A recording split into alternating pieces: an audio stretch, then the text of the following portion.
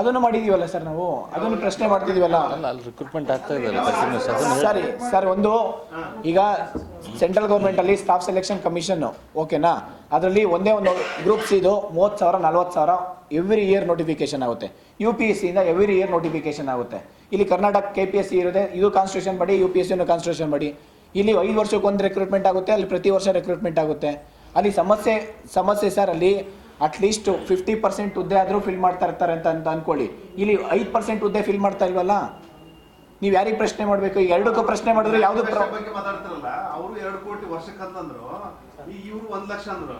ಈಗ ಮತ್ತೆ ಅವರು 2 ಕೋಟಿ ಫುಲ್ಫಿಲ್ ಮಾಡಿದಾರ ಪ್ರತಿ ವರ್ಷ? ಸರ್ ಪ್ರತಿ ವರ್ಷ ಸರ್ ನಾನು ಹೇಳ್ತಾ ಇದ್ದೀನಿ ಸರ್, ಪ್ರತಿ ವರ್ಷ 1.5 ಲಕ್ಷ ಒಂದೊಂದು ನೋಟಿಫಿಕೇಶನ್ 30,000 40,000 ವೇಕೆನ್ಸಿ ಒಂದೇ ನೋಟಿಫಿಕೇಶನ್ಸ್ ಇರುತ್ತೆ ಸರ್. ಇಲ್ಲಿ ಪ್ರತಿ ವರ್ಷ ರಿಕ್ರೂಟ್ಮೆಂಟ್ ಆಗ್ತಾ ಇರುತ್ತೆ ಅಲ್ಲಿ ಸೆಂಟ್ರಲ್ ಗೌರ್ಮೆಂಟಲ್ಲಿ. ಆದರೆ ಕರ್ನಾಟಕದಲ್ಲಿ ಅಪಾಯಿಂಟ್ ಆಗೋರು ಕಡಿಮೆ ಇರ್ತಾರೆ. ನಾವು ಅದ್ರ ಬಗ್ಗೆ ಬೇಕಾದ್ರೆ ಫೋಕಸ್ ಮಾಡೋಣ, ರಿಸರ್ವೇಶನ್ ಕೊಡಿ ಅಂತ ಕೇಳೋಣ ಬೇಕಾದ್ರೆ ಸ್ಟೇಟ್ ಗೌರ್ಮೆಂಟ್.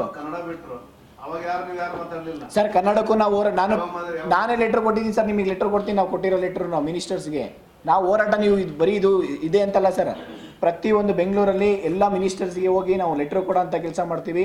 ಕನ್ನಡದಲ್ಲಿ UPSC ಕನ್ನಡದಲ್ಲಿ ಕ್ವಶನ್ ಪೇಪರ್ ಬರಬೇಕು ಅಂತ ಹೋರಾಟ ಮಾಡ್ತಿದ್ದೀವಿ ಸರ್. ಸರ್ ಅದಕ್ಕೂ ನಾವು 2 ಸೇರಿಸಿ ಹೋರಾಟ ಮಾಡ್ತೀವಿ ಸರ್. ಈಗ ರಿಕ್ರೂಟ್ಮೆಂಟ್ ಆಗ್ತಾ ಇಲ್ಲ ಅಂತಂದ್ರೆ ನಾವು ಹೋರಾಟ ಮಾಡ್ತಾ ಇದೀವಿ ಸರ್. ಈಗ ರಿಕ್ರೂಟ್ಮೆಂಟ್ ಆಗ್ತಾ ಇದೆಯಲ್ಲ,